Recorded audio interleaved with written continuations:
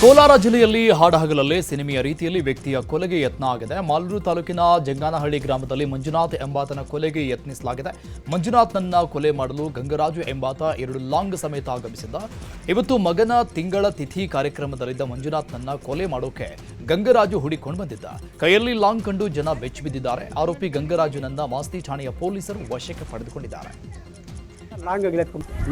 ಮನೆ ಮುಂದೆ ಬಂದು ಗಾಡಿ ನಿಲ್ಲಿಸಿದ. ಯಾರು ಬೇಕಪ್ಪ ಅಂತ ಮಂಜು ಬೇಕು ಅಂದ. ಮಂಜು ಇಲ್ಲ, ತೋಟದ ಹತ್ರ ಇದ್ದಾರೆ ಅಂತೆ. ತೋಟದ ಹತ್ರ ಇದ್ದಾರೆ ಅಂತ ಹೇಳಿದ್ರೆ ಅಲ್ಲೇ ಹೋಗಪ್ಪ ಅಂತ ಕೇಳಿದೆ. ಅದೇನೋ ಕೆಟ್ಟ ಮಾತು ಬೆಳೆಸ್ದ. ಯಾಕೆ ಅಂತ ಕೇಳಿದ್ರೆ ಅವಾಗ ನಮ್ಮ ಅಪ್ಪಗೇನೋ ಕೆಡಕ್ ಮಾಡಿಸ್ಬಿಟ್ಟಿದ್ದಾನೆ ಹೊಲದಲ್ಲಿ. ನಮ್ಮಪ್ಪ 15 ದಿವಸದಿಂದ ಮಲ್ಕೊಂಡಿದ್ದಾನೆ, ಅವನಿಗೆ ಕತ್ತರಿಸಾಕ್ಬೇಕು ಇವಾಗ ಅಂತ ಲಾಂಗ್ ಎತ್ಕೊಂಡ್ಬಂದಿದ್ದಾನೆ. 2, ಒಂದು ಮಚ್ಚು ಒಂದು ಲಾಂಗು. ಅವನ ಜೊತೆ ಯಾರೋ ಬಂದಿದ್ದಾರೆ, ಅವ್ರಿನ್ ಮನೆ ಹತ್ರ ಬರಲಿಲ್ಲ.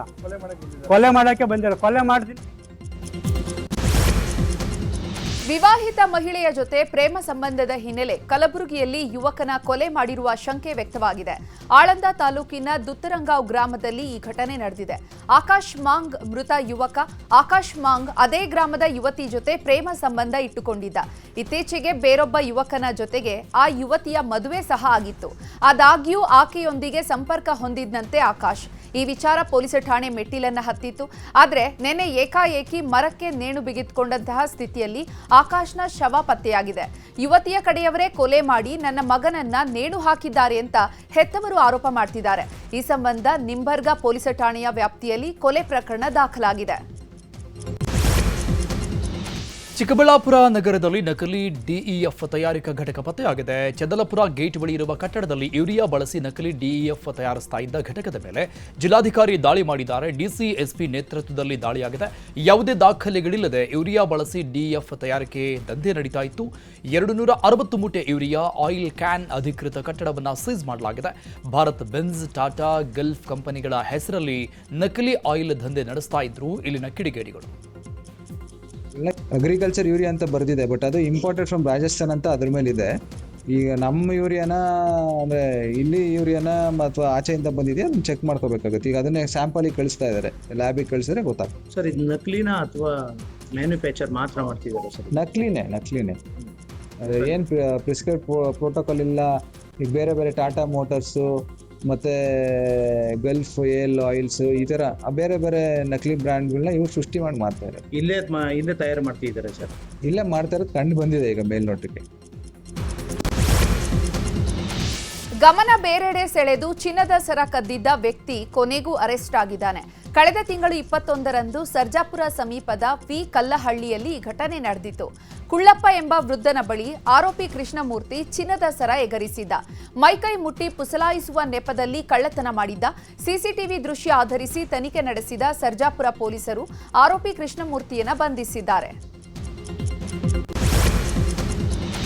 ಮಾಜಿ ಸಿಎಂ ಡಿವಿ ಸದಾನಂದಗೌಡ ಅವರಿಗೆ ರಾಜ್ಯಸಭೆ ಟಿಕೆಟ್ ಕೈ ತಪ್ಪಿದೆ. ಇದೇ ಸಂದರ್ಭದಲ್ಲಿ ಡಿವಿಎಸ್ ಭೇಟಿಗೆ ಸಿಎಂ ಡಿಕೆ ಶಿವಕುಮಾರ್ ಮುಂದಾಗಿದ್ದಾರೆ. ಇಂದು ಸಂಜೆ 6 ಗಂಟೆಗೆ ಡಿವಿ ಸದಾನಂದಗೌಡ ಅವರನ್ನ ಸಿಎಂ ಭೇಟಿಯಾಗಲಿದ್ದಾರೆ. ಈ ಹಿಂದೆ ಕಾಂಗ್ರೆಸ್ಗೆ ಸದಾನಂದಗೌಡರನ್ನ ಕರೆತರುವ ಡಿಕೆಶಿ ಪ್ರಯತ್ನ ಮಾಡಿದ್ರು. ಈಗ ರಾಜ್ಯಸಭೆ ಟಿಕೆಟ್ ತಪ್ತಾ ಇದ್ದಂಗೆ ಡಿವಿಎಸ್ ಭೇಟಿ ಆಗ್ತಾ ಇರೋದು ಮಹತ್ವ ಪಡೆದುಕೊಂಡಿದೆ.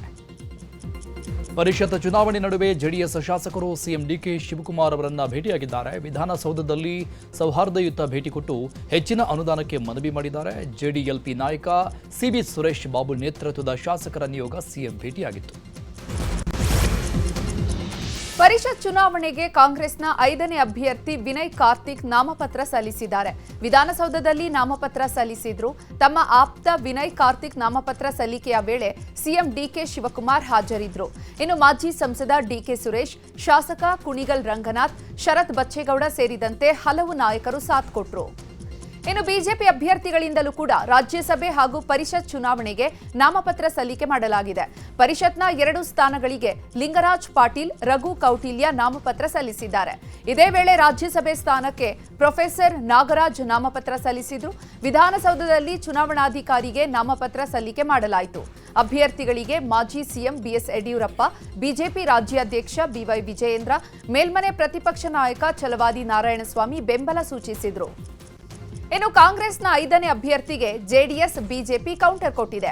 ಗೋವಿಂದರಾಜು ಅವರನ್ನ ಕಣಕ್ಕಿಳಿಸಲು ಜೆಡಿಎಸ್ ಸಿದ್ಧತೆ ಮಾಡಿಕೊಂಡಿದೆ.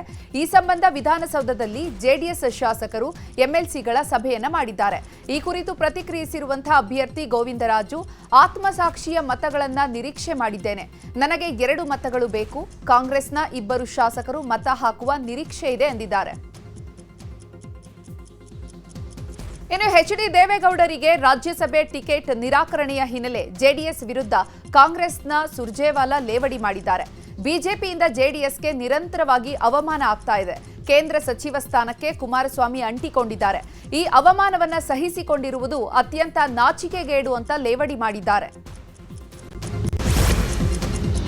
ಪರಿಷತ್ ಚುನಾವಣೆ ರಂಗೇರಿದೆ. 3 ಪಕ್ಷದಲ್ಲೂ ಕುದುರೆ ವ್ಯಾಪಾರದ ಶಂಕೆ, ಆತಂಕ ವ್ಯಕ್ತವಾಗ್ತಾ ಇದೆ. ಕಾಂಗ್ರೆಸ್ ಜೆಡಿಎಸ್ ನಡುವೆ 5 ಮತ್ತು 3ನೇ ಅಭ್ಯರ್ಥಿ ಗೆಲುವಿಗೆ ತೀವ್ರ ಕಸರತ್ತು ನಡೀತಾ ಇದೆ.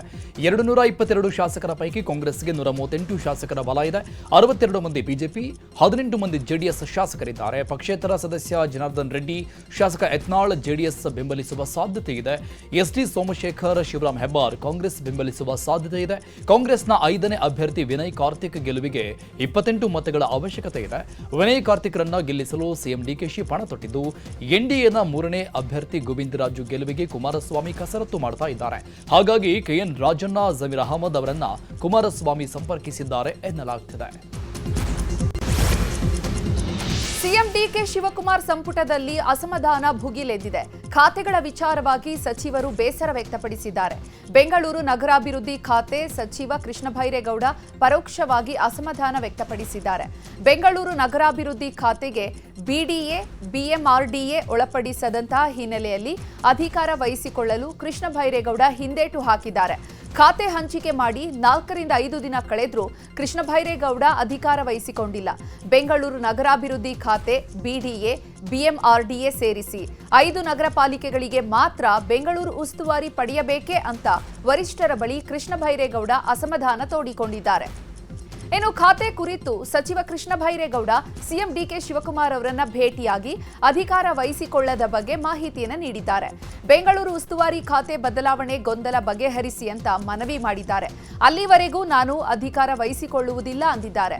ಈ ಬಗ್ಗೆ ಪ್ರತಿಕ್ರಿಯಿಸಲು ಕೃಷ್ಣ ಬೈರೇಗೌಡ ನಿರಾಕರಿಸಿದ್ದಾರೆ.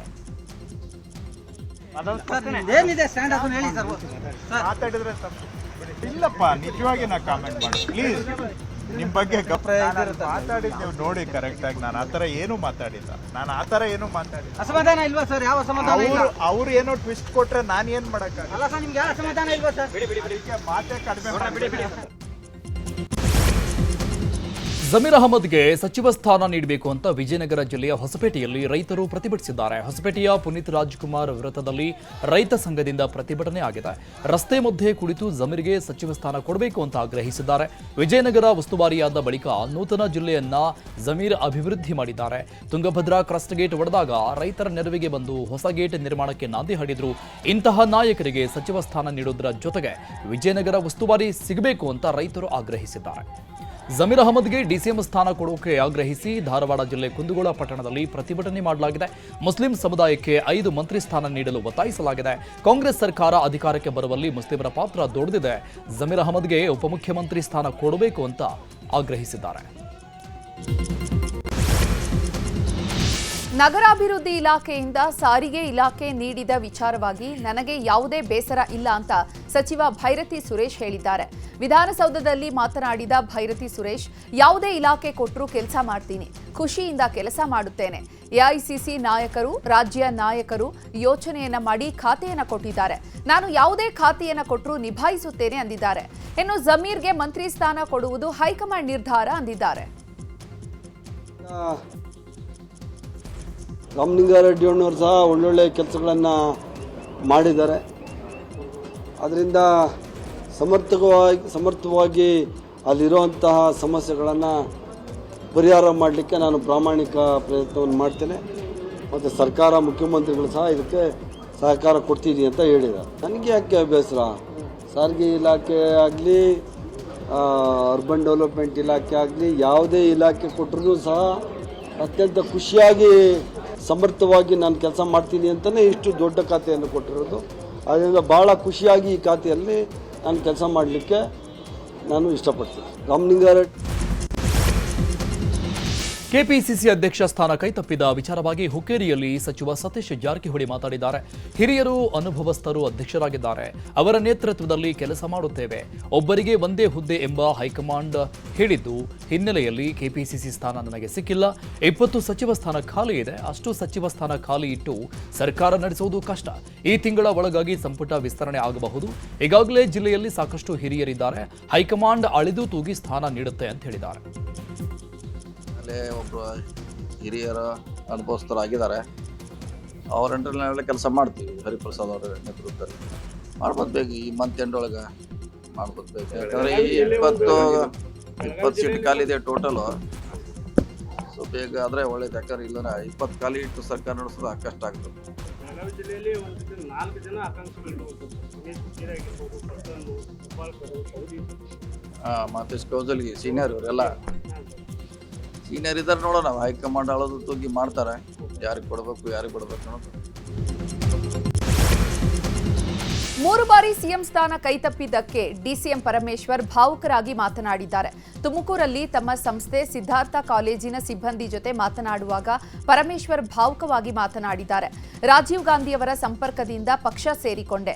ಇವತ್ತಿಗೆ 40 ವರ್ಷ ಆಗ್ತಾ ಬಂತು. ಈ 40 ವರ್ಷದಲ್ಲಿ ಇಷ್ಟೋ ಅಷ್ಟೋ ಸರ್ವಿಸ್ ಮಾಡಿದ್ದೇನೆ. 2013ರಲ್ಲಿ ನಾನು ಎಲೆಕ್ಷನ್ನಲ್ಲಿ ಸೋತೆ. ಬಹುಶಃ ನಾನು ಗೆದ್ದಿದ್ರೆ ಸಿದ್ದರಾಮಯ್ಯನವರು ಮುಖ್ಯಮಂತ್ರಿ ಆಗ್ತಾ ಇರಲಿಲ್ಲ. ನಮ್ಮ ಅದೃಷ್ಟನೋ ಹಣೆ ಬರಹನೋ ಏನೋ ಗೊತ್ತಿಲ್ಲ. ಆಗ ನಾನು ಸೋತ ಕಾರಣಕ್ಕೆ ಅವರು ಸಿಎಂ ಆದ್ರು. 2018ರಲ್ಲಿ ನಮ್ಮ ಪಕ್ಷ 80 ಸೀಟು ಗೆದ್ದಿತ್ತು. 30 ಸೀಟು ಗೆದ್ದಿದ್ದಂತಹ ಬೇರೆ ಪಕ್ಷದ ಜೊತೆ ಮೈತ್ರಿ ಮಾಡಿಕೊಂಡಾಗ ಕಾರಣಾಂತರದಿಂದ ಕುಮಾರಸ್ವಾಮಿ ಅವರನ್ನ ಮುಖ್ಯಮಂತ್ರಿ ಮಾಡಿದ್ರು. ಅವತ್ತು ನನ್ನನ್ನ ಮುಖ್ಯಮಂತ್ರಿ ಮಾಡಬಹುದಾಗಿತ್ತು. ಆದ್ರೆ ಯಾವುದೋ ಕಾರಣಕ್ಕೆ ಅವರನ್ನ ಮಾಡಿದ್ರು. 2ನೇ ಬಾರಿಯೂ ಕೂಡ ಮಿಸ್ ಆಯ್ತು. ಈ ಬಾರಿ ಪ್ರಯತ್ನ ಮಾಡಿದೆ. ಈ ಬಾರಿ ಆಗುತ್ತೆ ಅನ್ನುವಂತಹ ವಿಶ್ವಾಸ ಆಯ್ತು. ಕಡೆಗೆ ಯಾವುದೋ ಕಾರಣಕ್ಕೆ ಪಾಲಿಟಿಕ್ಸ್ ಗೊತ್ತಲ್ಲ, ಪಾಲಿಟಿಕ್ಸ್ ಬೇರೆ ತರ ಅಲ್ವಾ ಅಂತ ತೀರ್ಮಾನಗಳು ಹೇಗೇಗೋ ಆಗುತ್ತೆ. ಹಾಗಾಗಿ ಉಪಮುಖ್ಯಮಂತ್ರಿ ಸ್ಥಾನವನ್ನ ಕೊಟ್ಟಿದ್ದಾರೆ ಅಂತ ಪರಮೇಶ್ವರ್ ಬೇಸರ ವ್ಯಕ್ತಪಡಿಸಿದ್ದಾರೆ. ಇನ್ನು ಒಂದೇ ಹಂತದಲ್ಲಿ ನಾನು ಹೈಕಮಾಂಡ್ ಅವರಿಗೆ ಹೇಳಿದ್ದೆ, ನನ್ನನ್ನ ಸಿಎಂ ಮಾಡಲು ಆಗದಿದ್ರೆ ನನ್ನನ್ನ ಬಿಟ್ಟು ಬಿಡಿ, ನನಗೆ ಬಹಳ ದೊಡ್ಡ ಕೆಲಸಗಳಿವೆ, ನಾನು ವಾಪಸ್ ಹೋಗ್ತೇನೆ ಅಂತ ಅವರಿಗೆ ಹೇಳಿದ್ದೆ ಅಂತ ಪರಮೇಶ್ವರ್ ಹೇಳಿದ್ದಾರೆ. 2013ರಲ್ಲಿ ನಾನು ಎಲೆಕ್ಷನ್ ಸೋತೆ. ಬಹುಶಃ ನಾನು ಗೆದ್ದಿದ್ದರೆ ಮಾನ್ಯ ಸಿದ್ದರಾಮಯ್ಯನವರು ಮುಖ್ಯಮಂತ್ರಿ ಆಗ್ತಿರ್ಲಿಲ್ಲ. ಆದರೆ ನಮ್ಮ ಅದೃಷ್ಟನೋ ಹಣೆ ಬರನೋ ಏನೋ ಗೊತ್ತಿಲ್ಲ. ಆಗ ನಾನು ಸೋತದ ಕಾರಣಕ್ಕಾಗಿ ಅವರಾದರು. ಆಮೇಲೆ 2018ರಲ್ಲಿ ಕೂಡ ನಮ್ಮ ಪಕ್ಷ 80 ಸೀಟ್ ಗೆದ್ದಿತ್ತು. ಕೋalition ಮಾಡಿದಾಗ ಬೇರೆ ಪಕ್ಷದ ಜೊತೆ ನಾವು ಸೇರ್ಕೊಂಡು ಅವ್ರು ಬರೀ 30 ಸೀಟ್ ಏನೋ ಇತ್ತು. ಆದರೂ ಕಾರಣಾಂತರದಿಂದ ಅವಾಗ ಕುಮಾರಸ್ವಾಮಿ ಅವರಿಗೆ ಮುಖ್ಯಮಂತ್ರಿ ಮಾಡಿದ್ರು. ಅವತ್ತು ನನ್ನನ್ನು ಮಾಡ್ಬೋದಿಲ್ಲ.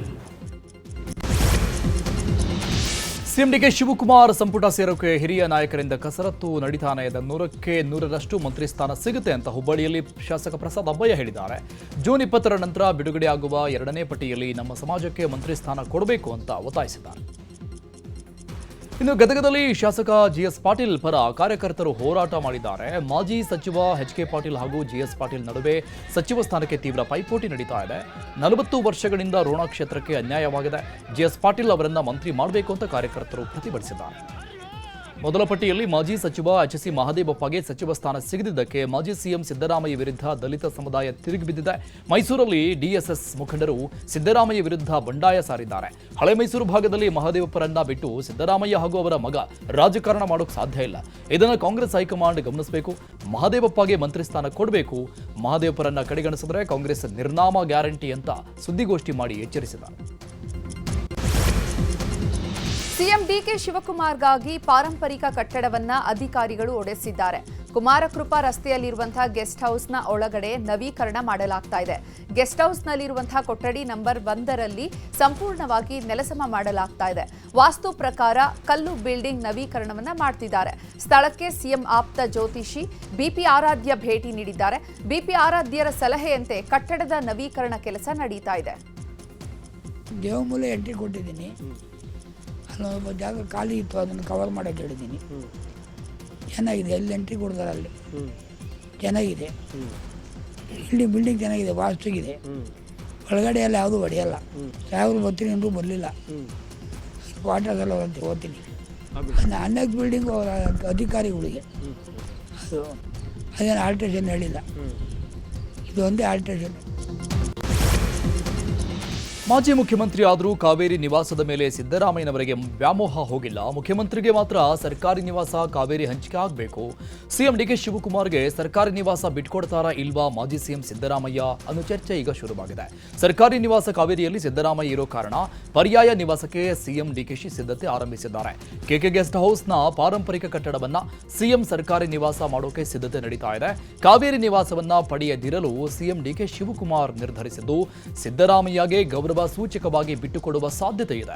ಪುತ್ರ ಯತೀಂದ್ರ ಹೆಸರಲ್ಲಿ ಕಾವೇರಿ ನಿವಾಸ ತೆಗೆದುಕೊಳ್ಳುವ ಸಾಧ್ಯತೆ ಇದೆ. ಇರಾನ್ ಇಸ್ರೇಲ್ ನಡುವೆ ಮಹಾಯುದ್ಧ ಮತ್ತೆ ಶುರುವಾಗಿದೆ. ಇರಾನ್ನ ಪ್ರಮುಖ ನಗರಗಳ ಮೇಲೆ ಇಸ್ರೇಲ್ ದಾಳಿ ಮಾಡಿದೆ. ಯುದ್ಧ ಮುಂದುವರಿಸಲು ನೆತನ್ಯಾಹು ಹಸಿರು ನಿಶಾನೆ ತೋರಿಸಿದ್ದಾರೆ. ಈ ಹಿನ್ನೆಲೆ ಇರಾನ್ನ ಅಣುಸ್ಥಾವರಗಳನ್ನು ಗುರಿಯಾಗಿಸಿ ಇಸ್ರೇಲ್ ದಾಳಿ ಮಾಡಿದೆ. ಇಸ್ರೇಲ್ನ ದಾಳಿಗೆ ಇರಾನ್ನಿಂದ ಪ್ರತಿದಾಳಿ ಶುರುವಾಗಿದೆ. ಇನ್ನು ಆಪರೇಷನ್ ನಸ್ರ್ ಹೆಸರಿನಲ್ಲಿ ಇರಾನ್ ಪ್ರತಿದಾಳಿ ಮಾಡ್ತಾ ಇದೆ. ಟೆಲ್ ಅವೀವ್ ಅನ್ನ ಗುರಿಯಾಗಿಸಿ ಇರಾನ್ ಕ್ಷಿಪಣಿಗಳನ್ನು ಉಡಾಯಿಸಿದೆ. ಈ ಹಿನ್ನೆಲೆ ಇಸ್ರೇಲ್ನಾದ್ಯಂತ ಹೈ ಅಲರ್ಟ್ ಘೋಷಿಸಲಾಗಿದೆ. ಇರಾನ್ನ 20ಕ್ಕೂ ಹೆಚ್ಚು ಮಿಲಿಟರಿ ನೆಲೆಗಳ ಮೇಲೆ ಇಸ್ರೇಲ್ ಬಾಂಬ್ ಅಟ್ಯಾಕ್ ಮಾಡಿದೆ. ಇಸ್ರೇಲ್ ದಾಳಿಗೆ ಇರಾನ್ನಿಂದಲೂ ತೀವ್ರ ಪ್ರತಿರೋಧ ವ್ಯಕ್ತವಾಗಿದೆ. ಇಸ್ರೇಲ್ ಮೇಲೆ ಐಆರ್ಜಿಸಿ ಯುದ್ಧವನ್ನ ಘೋಷಿಸಿದೆ. ಏಕಕಾಲಕ್ಕೆ ನಾವು ಯುದ್ಧಕ್ಕೆ ಸಿದ್ಧ ಅಂತ ಐಆರ್ಜಿಸಿ ಘೋಷಣೆ ಮಾಡಿದೆ. ಇರಾನ್ ದಾಳಿಯನ್ನ ಎದುರಿಸಿದ್ದೇವೆ, ಮಿಸೈಲ್ಗಳನ್ನ ಹೊಡೆದು ಉರುಳಿಸಲಾಗಿದೆ. ಇರಾನ್ ಮಿಸೈಲ್ ಇಸ್ರೇಲ್ವರೆಗೂ ತಲುಪಿಲ್ಲ ಅಂತ ಇಸ್ರೇಲ್ ಡಿಫೆನ್ಸ್ ಫೋರ್ಸ್ ಮಾಹಿತಿ ಕೊಟ್ಟಿದೆ. ಅಲ್ಲದೆ ಜೆರುಸಲೆಂನಲ್ಲಿ ಹೈ ಅಲರ್ಟ್ ಘೋಷಿಸಲಾಗಿದೆ. ಮಧ್ಯಪ್ರಾಚ್ಯದಲ್ಲಿ ಇಸ್ರೇಲ್ ಮತ್ತು ಇರಾನ್ ನಡುವಿನ ಸಂಘರ್ಷ ತಾರಕಕ್ಕೇರಿರುವ ಬೆನ್ನಲ್ಲೇ ಯೆಮೆನ್ನ ಇರಾನ್ ಬೆಂಬಲಿತ ಹೌತಿ ಬಂಡುಕೋರರು ಕೆಂಪು ಸಮುದ್ರದಲ್ಲಿ ಇಸ್ರೇಲ್ಗೆ ನಿರ್ಬಂಧ ಹೇರಿದ್ದಾರೆ. ಕೆಂಪು ಸಮುದ್ರದಲ್ಲಿ ಇಸ್ರೇಲ್ ನೌಕಾಯಾನಕ್ಕೆ ಸಂಪೂರ್ಣ ನಿಷೇಧ ಘೋಷಿಸಿದ್ದಾರೆ. ಇಸ್ರೇಲ್ಗೆ ಸಂಬಂಧಿಸಿದ ಅಥವಾ ಇಸ್ರೇಲ್ ಪರವಾಗಿ ಚಲಿಸುವ ಯಾವುದೇ ಹಡಗುಗಳನ್ನು ಸೇನಾ ಗುರಿ ಎಂದು ಪರಿಗಣಿಸಿ ದಾಳಿ ಮಾಡಲಾಗುವುದು ಅಂತ ಹೌತಿ ಸಶಸ್ತ್ರ ಪಡೆ ಎಚ್ಚರಿಸಿದೆ. ಇರಾನ್ ಇಸ್ರೇಲ್ ನಡುವೆ ಭೀಕರ ಯುದ್ಧ ನಡೀತಾ ಇರುವ ಹಿನ್ನೆಲೆ ಭಾರತೀಯರಿಗೆ ಭಾರತೀಯ ರಾಯಭಾರ ಕಚೇರಿ ಸಂದೇಶ ಕೊಟ್ಟಿದೆ.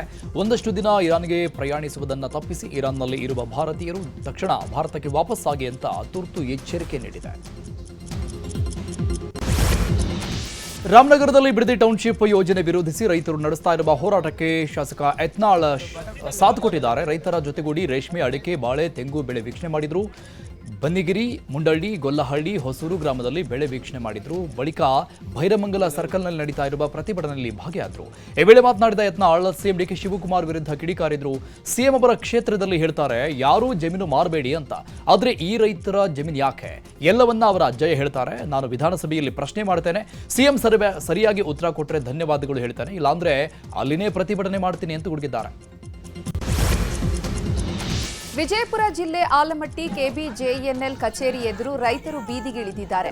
ವಿವಿಧ ಬೇಡಿಕೆಗಳಿಗೆ ಆಗ್ರಹಿಸಿ ರಾಜ್ಯ ರೈತ ಸಂಘ ಹಾಗೂ ಹಸಿರು ಸೇನೆ ನೇತೃತ್ವದಲ್ಲಿ ಪ್ರತಿಭಟನೆ ನಡೆದಿದೆ. 2013ಕ್ಕೂ ಮೊದಲು ಭೂಮಿ ಕಳೆದುಕೊಂಡ ರೈತರಿಗೆ ಪರಿಹಾರ ನೀಡಬೇಕು.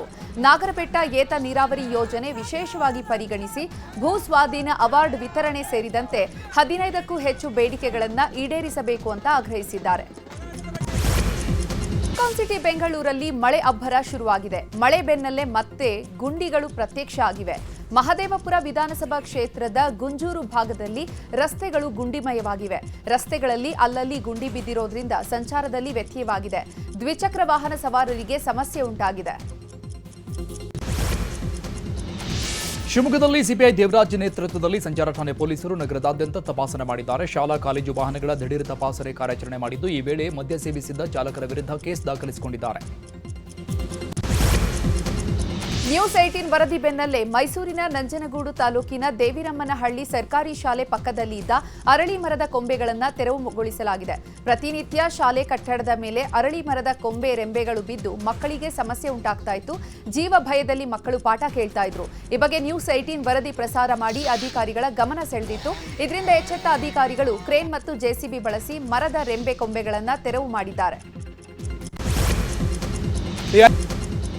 ದೆಹಲಿಯಲ್ಲಿ ಇವತ್ತು ವಿರೋಧ ಪಕ್ಷಗಳ ಇಂಡಿಯಾ ಒಕ್ಕೂಟದ ಮಹತ್ವದ ಸಭೆ ನಡೆಯಿತು. ಸಭೆಯಲ್ಲಿ 25 ಪಕ್ಷಗಳ ಪ್ರಮುಖರು ಭಾಗಿಯಾಗಿದ್ರು. ಸಂವಿಧಾನ ಮತ್ತು ಪ್ರಜಾಪ್ರಭುತ್ವದ ರಕ್ಷಣೆ, ಬೆಲೆ ಏರಿಕೆ, ನಿರುದ್ಯೋಗ, ದ್ವೇಷದ ರಾಜಕಾರಣದ ವಿರುದ್ಧ ಒಗ್ಗಟ್ಟು ಪ್ರದರ್ಶನ ಮಾಡಿದ್ರು. ಹೀಗೆ ಪ್ರಮುಖ ರಾಜಕೀಯ ವಿಷಯಗಳನ್ನು ಮುಂದಿಟ್ಟುಕೊಂಡು ಹೋರಾಟಕ್ಕೆ ಚರ್ಚೆ ನಡೆಸಲಾಗಿದೆ. ಎನ್ಡಿಎ ಸೇರ್ಪಡೆ ಆಗೋಕೆ 20 ಟಿಎಂಸಿ ಸಂಸದರು ಉತ್ಸುಕತೆ ತೋರಿದ್ದಾರೆ ಎನ್ನಲಾಗಿದೆ. ಟಿಎಂಸಿ ಸಂಸದೆ ಕಾಕೋಲಿ, ರಾಜ್ಯಸಭಾ ಸದಸ್ಯ ಸುಖೇಂದು ಶೇಖರ್ ರಾಯ್ ನೇತೃತ್ವದಲ್ಲಿ ಸಂಸದರು ಎನ್ಡಿಎ ಸೇರ್ಪಡೆಯಾಗಲು ಸ್ಪೀಕರ್ಗೆ ಪತ್ರ ನೀಡಿದ್ದಾರೆ. ದಕ್ಷಿಣ ಫಿಲಿಪೀನ್ಸ್ನ ಮಿಡಾನೋವೋದಲ್ಲಿ 8.22 ತೀವ್ರತೆಯ ಭೂಕಂಪ ಸಂಭವಿಸಿದೆ. 20ಕ್ಕೂ ಹೆಚ್ಚು ಮಂದಿ ಮೃತಪಟ್ಟಿದ್ದಾರೆ. 250ಕ್ಕೂ ಹೆಚ್ಚು ಜನ ಗಾಯಗೊಂಡಿದ್ದಾರೆ. ಭೂಮಿ ಕಂಪಿಸ್ತಾ ಇದ್ದಂತೆ ಭಯಭೀತರಾದಂತಹ ಮಕ್ಕಳು ಶಾಲೆಯಿಂದ ಚೀರುತ್ತಾ ಓಡಿ ಹೋಗಿದ್ದಾರೆ. ಸದ್ಯ ಸುನಾಮಿ ಎಚ್ಚರಿಕೆ ನೀಡಲಾಗಿದ್ದು ಕರಾವಳಿ ಜನರನ್ನ ಸ್ಥಳಾಂತರಿಸಲಾಗಿದೆ.